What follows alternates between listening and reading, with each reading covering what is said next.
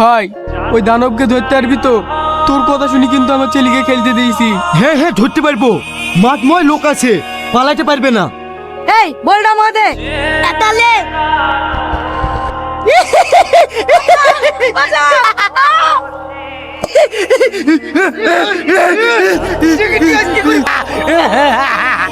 শালাকে শেষ করে দেবো। দাঁড়াও ভাই, একে এখানে মারবো না, পাড়ার ভিতরে মারবো। লি চলো শালাকে। বল তুই কে আর কেনই বাবাদের ছেলেপিলেকে ধরে মারিস? কি রে কত বলছিস যে শালা তুই আমাদেরকে ভয় দেখাচ্ছি? হাতে রং লেগে গেল কেন? এই এক বালতি পানি লাই তো।